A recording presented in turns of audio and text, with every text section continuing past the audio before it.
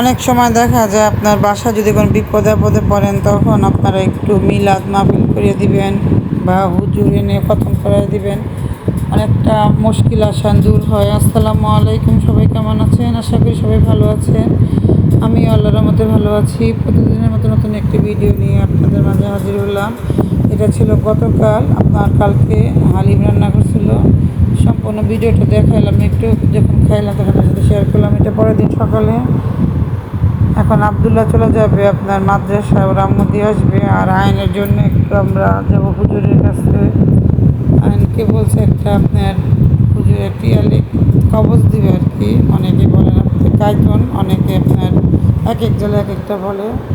আর দেখেন এই যে হুজুরের বাসার সামনে কত প্রকার কাঁঠাল ধরছে। আর কাঁঠাল তো ধরছে যেমন তেমন, এক ধরনের পোকা আছে, এই পোকাগুলা কাঁঠালগুলো নষ্ট করে ফেলতেছে। তারপরে যাই হোক, আমি আর আম্মা একটু বাজারে গিয়েছিলাম। আবার আসার টাইমে এখানে বেগুন, শসা, পেঁয়াজ, ফুলকপি, পাতাকপি সব একটু মাংস নিয়ে আসলাম আজকে আমাদের বাসায় আর কি, হুজুর খাওয়াবো। কিছু কিছু জিনিস দেখানো ভালো না, তারপর একটু যতটুকু পারি এতটুকু আপনার সাথে শেয়ার করি।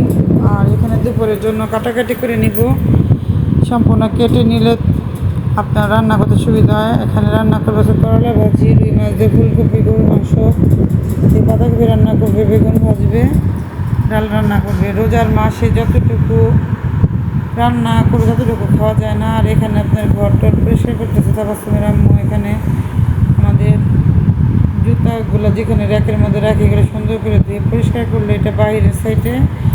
আর যেগুলো ঘরে রাখে এগুলো হচ্ছে ঘরে। আবার দুইটা র্যাক পরিষ্কার করলো। দেখেন বাসায় যে কী পরিমাণ, সবারই কম বেশি জুতা থাকে, আমাদেরও জুতা আছে। এটা মহিলাদেরটা আর এই পাশেরটা হচ্ছে ছেলেদের।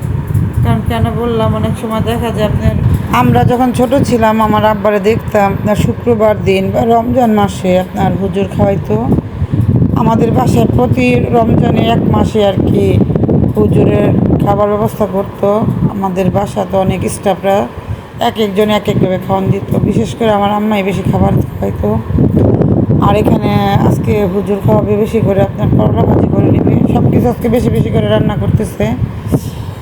আর কিভাবে কজনকে খাওয়াবো তাই নাই বললাম। এখানে হাতে মেখে গরু মাংস রান্না করবে। কিছু কিছু জিনিস আপনার সিক্রেট রাখাটাই ভালো। আর এখানে ইন্ডাকশনে বসিয়ে দিল, আর আপনার গ্যাসের চুলা রান্না করতেছে। আগে মিলাদটা বেশি পড়াইতো আপনার হুজুর ডেকে এনে আপনার বাসায় খাওয়াইতো, ফকিরদের খাওয়ানো হতো। এখন তো এগুলো দিন দেখাই যায় না। এখন মানুষ কি করে আপনার মসজিদ মাদ্রাসায় দিয়ে দেয়। আগে নিজে হাতে সবাই মিলে মিশে একত্রে একটা রান্না করে হুজুর মানুষজন নিয়ে খাওয়া দাওয়া করতো। যাই এখানে ফুলকপি, টমেটো আর আলু দিয়ে পুরি মাছ দিয়ে রান্না করবে, ভালো করে কষে এখন ঝোলে পানি দিয়ে দিল। কে কীভাবে করে টমেটো, ফুলকপি, আলু দিয়ে রুই মাছ রান্না করেন কমেন্টে জানাবেন। আমার বাসি হলে তরকারিটা বেশি ভালো লাগে, ঠান্ডা হলে তরকারিটা বলক উঠে গেছে। এখন বেশি করে মাছ ধনেপাতা দিয়ে নামিয়ে নিবে। রান্না বেশি দেখাতে গেলে ভিডিওটা বড় হয়ে যায়। তো আজকে দুপুরে কী কী রান্না করলো সম্পূর্ণ ভিডিও আপনার সাথে শেয়ার করলাম। তো আজকের ভিডিওটা এখানে শেষ করব। সবাই ভালো থাকবেন, সুস্থ থাকবেন, ভিডিওটি ভালো থাকবেন, লাইক কমেন্ট শেয়ার করবেন। আসসালামু আলাইকুম।